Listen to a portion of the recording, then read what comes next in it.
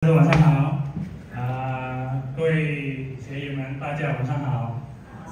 Selamat malam saudara-saudara sekalian. Perkenalkan nama saya Otto, ya. Saya adalah angkatan longivitologi tahun 2018. Ya, sudah 5 tahun yang lalu. Ya, perkenalan saya dengan longivitologi ini adalah di 2018 itu saya mengantar istri saya ke posko Sulanjana pimpinan Setia Yenita. Ya, istri saya keluhannya adalah trigger finger. Ya, mungkin banyak dari kita pernah ada keluhan seperti itu. Berapa kali terapi ke sana. Kebetulan setelah diterapi 2018 yaitu bulan Oktober tanggal 15 sampai 20 ada kelas. Saya diajak oleh Setia Yenita untuk ikut kelas. Saya pada saat itu masih menolak. Karena saya ini adalah orang yang sangat tidak percaya kepada sesuatu yang namanya pengobatan alternatif. Saya hanya percaya kepada sesuatu yang bersifat medis. Jadi saat itu saya abaikan, dan setelah itu kebetulan anak saya yang kuliah dari Jakarta 2018 pulang ke Jambi membantu saya memutuskan untuk ikut kelas ini dengan suatu tujuan apa? Di rumah saya punya adik yang cerebral palsy, ya. Kalau cerebral palsy tahu ya, pernah dengar ya? Adik saya ini hanya berbeda umur dengan 1 tahun dengan saya. Di 1 September 2017, adik saya ini terjatuh saat dia lagi buang air kecil. Adik saya ini nggak bisa jalan. Kalau orang cerebral palsy itu jalan nggak bisa, ya, dia hanya terbaring, duduk di kursi roda, bicara nggak bisa, ya, semua harus dilayani. Jatuh, yaitu dia fraktur humerus kanan, ya. Fraktur humerus kanan yaitu kita punya tangan ini, yang sini ada ruas yang patah. Ya, ini kalau mau lihat ini ada fotonya ya. Nah, ini 2017 dia patah. Ini ada tulang yang paling besar di antara tangan ini. Jadi setelah itu patah 1 September saya bawa ke tukang urut langganan saya. Jadi oleh tukang urut itu malam-malam saya bawa, dia diikat, dikasih bambu. Besoknya saya bawa lagi. Kata ibu tukang urut, ini nggak bisa, ini dia kan tangannya selalu bergetar, nggak bisa, termasuk bawa ke rumah sakit. Di rumah sakit dioperasi sama dokter ortopedi yang sedia di Jambi, sekarang sudah almarhum. Operasi pertama 1 minggu kemudian dia patah. Ada nggak gambarnya? Itu patah itu. 1 minggu kemudian patah. Itu operasi pertama, seminggu kemudian. Dan saya minta tolong lagi sama dokter ortopedi ini, minta tolong operasi kembali, dipasang lagi pen yang lebih besar dan dipasang sebuah alat khusus karena dia selalu bergoyang-goyang begitu. Ya, 2017 3 minggu saya rawat di rumah sakit sendirian. Saya sempat stres waktu itu. Ya. Setelah itu berobat jalan hampir 1 tahun sampai di 2018. Setiap bulan kontrol, 3 bulan sekali sampai 1 tahun. Karena orang cerebral palsy itu dia punya pertumbuhan tulangnya itu sepertinya tidak mungkin lagi. Jadi dia, kalau orang patah itu ya biasanya bisa sembuh sendiri, tulangnya bisa tumbuh. Ini nggak mau tumbuh. Inilah salah satu memotivasi saya untuk belajar longivitologi. Dan saya mantapkan, saya ikut kelas 2018. 15 Oktober sampai 20 Oktober saya belajar. Nanti saya akan menguraikan bagaimana saya belajar. Mungkin sama dengan pengalaman saudara sekalian di kelas malam hari ini. Ya, saya belajar dengan sungguh-sungguh. Tanggal 21 hari 20 Oktober kan selesai. 21 Oktober saya langsung praktek. Saya terapi di rumah adik saya pertama 15-20 menit. Pada awalnya benar-benar 20 menit itu seperti 2 hari. Ya, 20 menit itu seperti 2 hari. Karena belum terbiasa ya. Tapi saya sangat sayang sama adik saya yang satu ini.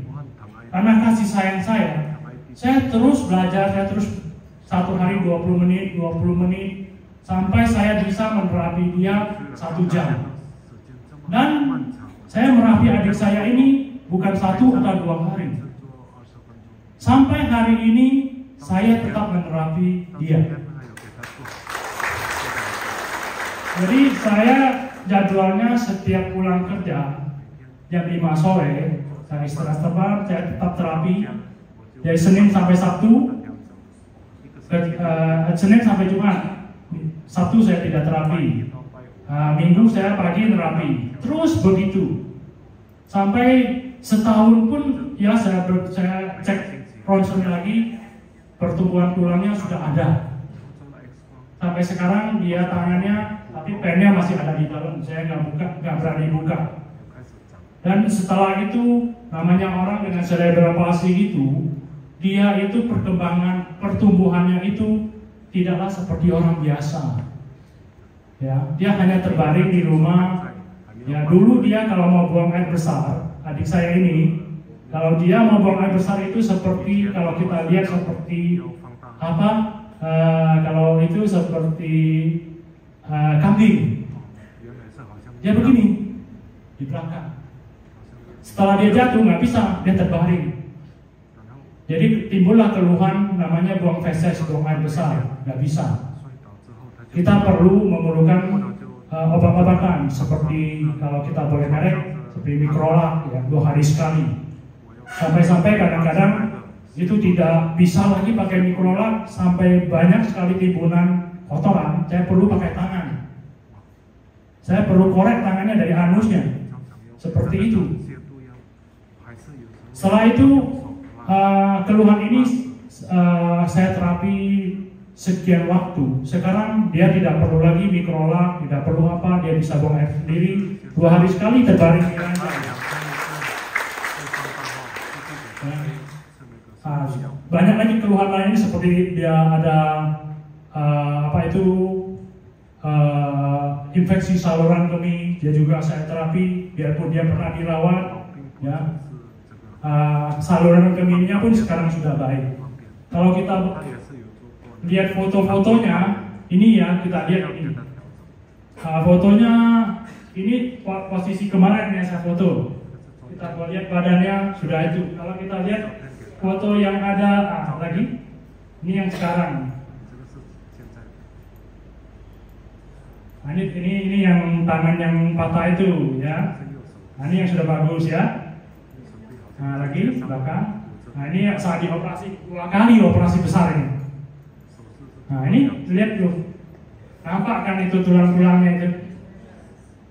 Pertumbuhan badannya itu nggak bisa lagi. Saya bawa ke dokter rehabilitasi medik. Ini kalau orang cerebral palsy ini kata dokter, biasanya umurnya nggak lebih dari 30. Adik saya sekarang umurnya 55. Saya umurnya 56. Jadi sekarang durasi saya menerapi adik saya ini tidak lagi setiap hari. Ya, saya seminggu minimal 3 atau 4 kali. Tetap saya terapi setengah jam. Ya. Kadang-kadang dia kalau kok saya nggak, dia nggak bisa bicara, tapi dia bisa nunjuk. Ya. Kalau saya dia kalau mau buang air besar susah, saya terapi di mana? C2 dan C3. Besoknya dia buang air lancar. Ya. Jadi hampir sekarang beliau ikut saya di rumah, sehat alhamdulillah. Ya. Jadi kalau mengenai pengalaman saya di neurofisiologi, saya boleh cerita sedikit buat kita sekalian. Ya. Pada awal saya ikut kelas ini, mungkin kita semua punya pengalaman seperti saya. Karena saya biarpun saya keyakinannya adalah Buddha, tapi kami bukan mazhab yang ada belajar tentang meditasi. Ya, jadi di awal saya ikut kelas ini hari pertama, wah saya sangat menderita sekali. Duduk 15 menit rasanya seperti mau sampai besok. Karena belum terbiasa jujur. Dan di sini saya berikan sedikit masukan buat saudara sekalian. Mungkin bukan saya mengajar ya, kita buat sharing ini supaya untuk kita mengerti bahwa meditasi janganlah kita jadikan bahwa ini adalah sesuatu yang hanya dipercayai atau dilakukan oleh agama tertentu. Ya, meditasi itu sekarang sudah banyak dianut dan dilakukan oleh orang-orang pintar di negeri barat. Kalau kita tahu Bill Gates, kita tahu Oprah Winfrey, ya kita tahu itu Mark Zuckerberg. Mereka itu kalau Bill Gates saya baca itu ya, dia setiap pagi meditasi setengah jam, setiap hari. Karena orang pintar atau orang cerdas, mereka tahu bahwa sumber penyakit itu berada dari pikiran. Dan dokter pun, ahli-ahli medis pun mengatakan sumber penyakit itu berada dari pikiran. Jadi balik lagi bahwa saya tadinya meditasi itu apa? Jadi diikutkan di kelas sama Wailase 15 menit terasa betul sangat. Hari pertama, hari kedua, hari ketiga, tapi saya adalah orang yang ngomong percaya pada sebuah proses. Ya, saya percaya bahwa sesuatu kita jangan percaya bahwa sesuatu berpatokan pada hasil. Kalau kita berpatokan pada hasil, kita pasti akan pada kecewa. Sesuatu itu akan berproses. Ya, jadi kalau kita melihat sebuah keberhasilan, testimoni banyak saudara-saudara kita, sejong-sejong kita di seluruh Indonesia dan di seluruh dunia, mereka itu mengorbankan semua. Mereka itu melalui proses. Seperti saya menerapi adik saya ini, sampai hari ini sudah 4 tahun lebih. Ya. Dan saya ini adalah orang yang percaya menganut pengetahuan pola hidup sehat. Ya. Dan saya beberapa hari lalu ada lihat di TikTok ada sebuah kata Mandarin yang saya sangat ingat sekali ya. Yaitu yang sen知道, pengetahuan tentang hidup sehat. Ya, bukan yang 医生知道.